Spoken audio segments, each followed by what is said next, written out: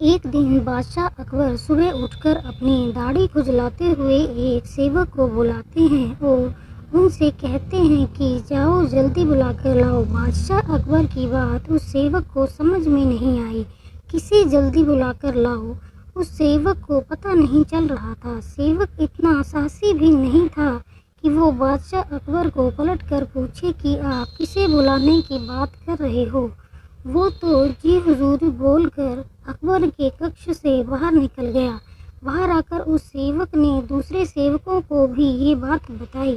وہ سبھی بھی الجھن میں پڑ گئے، ادھر سے ادھر بھاگنے لگے اور دربار میں حاضر سبھی سے پوچھنے لگے کہ بادشاہ اکبر کی اس بات کا کیا مطلب ہے، کنتو کسی کو بھی بادشاہ اکبر کی اس بات کا ارتھ سمجھ میں نہیں آیا۔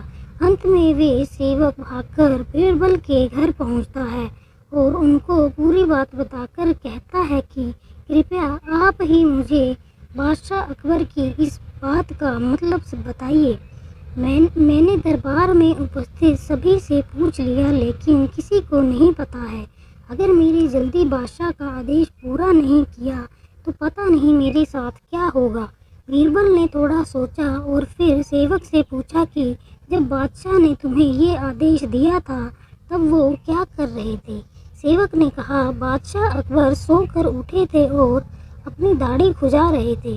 بیربل کو اب پوری بات سمجھ میں آ گئی۔ بیربل نے اس سیوک سے کہا کہ تم حزام کو لے کر ترنت بادشاہ اکبر کے پاس پہنچو۔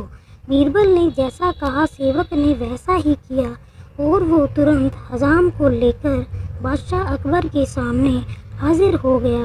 بادشاہ اکبر حزام کو دیکھ کر سوچ میں پڑ گئے کہ میں نے تو سیوک کو بتایا ہی نہیں تھا کہ کسے بلانا ہے، پھر یہ حزام کو لے کر کیسے آ گیا؟